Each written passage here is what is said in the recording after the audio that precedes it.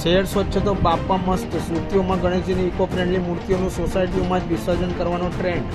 સુરતમાંથી પસાર થતી તાપી નદીમાં વિસર્જન પર પ્રતિબંધ મુકાયો. ત્યારબાદ મોટાભાગના ગણેશ આયોજકો સાથે સાથે ઘરે ગણેશજીની સ્થાપના કરતા લોકો પણ ઘર આંગણે કે ગણેશ મંડપમાં જ શિવની પ્રતિમાનું વિસર્જન કરે છે. તેમાં પણ શહેરની અનેક રહેણાંક વિસ્તારોમાં અને સોસાયટીમાં ગણેશજીની સ્થાપના કર્યા બાદ વિસર્જન પણ સોસાયટીમાં જ કરવાનું આવી રહ્યું છે. ત્યારબાદ ગણેશજીના આશીર્વાદ રહે તે માટે ભક્તોએ બાપાની પ્રતિમાનું વિસર્જન કરી તેની માટીનો ઉપયોગ ગાર્ડનમાં ફૂલ છોડ ઉગાવવા માટે કરવામાં આવ્યો છે.